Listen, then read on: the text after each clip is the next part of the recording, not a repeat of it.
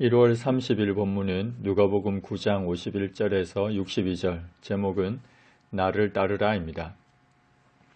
예수님은 갈릴리를 떠나 예루살렘에 입성하시기까지 약 6개월 동안 유대 및 베레아 지역에서 사역하십니다.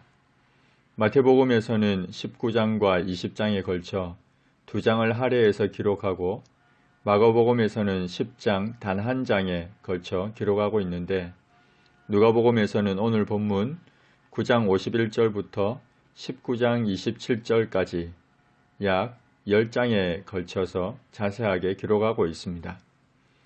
특히 누가복음에서 특이한 것은 사건보다 강화를 중심으로 기록되어 있습니다. 예수님은 승천하실 기약이 다가와서 예루살렘을 향하여 올라가기로 굳게 결심하셨습니다. 승천하실 기약이 다가왔다는 말은 십자가와 부활 등 승천 직전에 있어야 할 모든 과정들이 다가왔다는 말입니다. 그래서 십자가를 지시기 위해 예루살렘으로 올라가셔야 하는데 그 길은 고난의 길임이 분명하고 그것을 알고 있음에도 주저하지 않고 올라가기로 굳게 결심하셨습니다. 예루살렘으로 가기 위해서는 사마리아를 통과해야 했기에 제자들 중 며칠 앞서 보내셨습니다.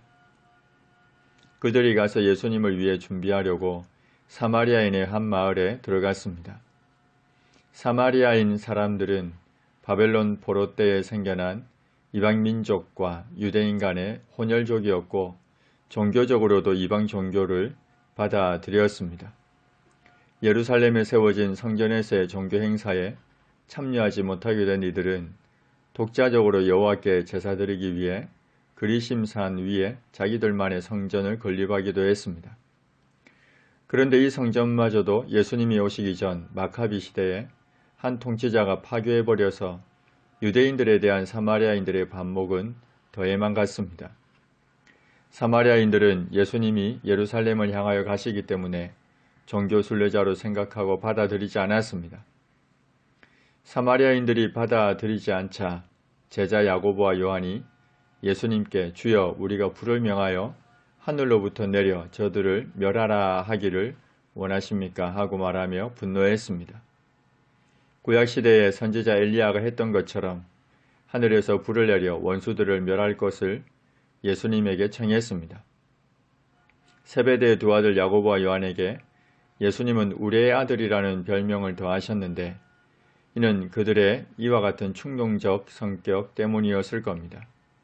예수님께서 돌아보시며 꾸짖으셨습니다. 예수님이 왜 이 땅에 오셨는지 깨닫지 못하고 함부로 말하는 두 제자를 책망하셨습니다. 그리고는 함께 다른 마을로 가셨습니다. 길 가실 때입니다. 어떤 사람이 예수님에게 어디로 가시든지 나는 따르겠습니다 라고 했습니다. 마태는 이 말을 한 사람이 서기관이라고 했습니다. 예수님께서 그에게 여우도 굴이 있고 공중에서도 집이 있지만 인자는 머리 둘 곳이 없도다 라고 대답하셨습니다. 머리 둘 곳도 없는 피곤한 삶인데 그래도 따르겠느냐고 하셨습니다. 예수님의 제자로 살아간다는 것은 이익이 보장되고 안락한 생활이 보장되는 그런 삶이 아닙니다. 그런데도 따르겠느냐는 겁니다. 따르지 말라는 것이 아니라 결단을 요구하시는 겁니다. 사도 바울은 그의 제자들이 바울을 염려하면서 예루살렘으로 가지 말라고 했을 때 여러분이 어찌하여 울어 내 마음을 상하게 하느냐? 나는 주 예수의 이름을 위하여 결박당할 뿐 아니라 예루살렘에서 죽을 것을 각오하였노라고 했습니다. 그리스도를 따르는 데에는 고난이 있더라도 따르겠다는 결단이 있어야 그리스도의 제자라 할 수 있습니다. 그리고는 또 다른 사람에게 나를 따르라고 하셨습니다. 그러자 그가 이르기를 나로 먼저 가서 내 아버지를 장사하게 허락하옵소서라고 대답했습니다. 그의 부친이 지금 죽어 장사기간 중에 있다는 의미가 아닙니다. 부친이 죽을 때까지 집에 머물러 부친을 공양해야 한다는 의미입니다. 그에게는 너무도 합당한 핑계가 있었습니다. 주님을 따르기 전에 여전히 해야 할 부친을 복양하는 것을 포함해서 수많은 세상적인 일들이 남아 있었습니다. 주님이 말씀하셨습니다. 죽은 자들로 자기의 죽은 자들을 장사하게 하고 너는 가서 하나님의 나라를 전파하라.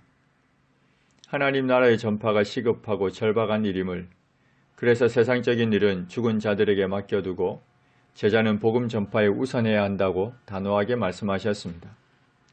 여기서 죽은 자들은 영적으로 죽은 자들을 가리킵니다. 그리고 부친을 복량하지 말라는 의미가 아니라 예수님을 따르는 제자는 육적인 일보다 영적인 일에 우선순위를 두어야 한다는 것을 강조적으로 말씀한 겁니다. 사도 바울이 밀레도에서 에베소 교회 장로들을 청해서 이런 말을 했습니다. 내가 달려갈 길과 주 예수께 받은 사명, 곧 하나님의 은혜의 복음을 증언하는 일을 마치려 하면은 나의 생명조차 조금 더 귀한 것으로 여기지 아니하노라. 복음보다 더 큰 대의 명분은 있을 수 없습니다. 또 다른 사람이 예수님께 말했습니다. 주여, 내가 주를 따르겠나이다마는 나로 먼저 내 가족을 작별하게 허락하소서. 주님의 제자가 되기 전에 먼저 가족들과 작별하게 해달라고 요청했습니다. 먼저 가족들과 작별하겠다는 말은 주님을 따르겠다는 결심이 확고하지 않음을 반증합니다. 작별하는 과정에 가족의 정에 마음이 약해질 수도 있고 가족들의 의견을 들은 후에 결정하겠다는 의미도 포함되어 있습니다. 예수님께서 말씀하셨습니다. 손에 쟁기를 잡고 뒤를 돌아보는 자는 하나님의 나라에 합당하지 아니하니라.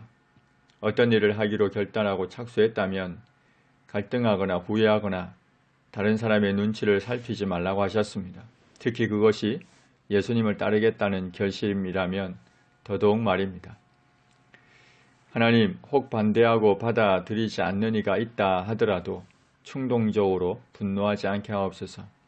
고난이 있더라도 주님을 따르게 하시고 주님 따르는 것을 가장 중요하게 최우선으로 하게 하시고 주님 따르는 일에 있어 갈등이나 후회함이 없게 다른 이의 눈치도 보지 않게 하옵소서.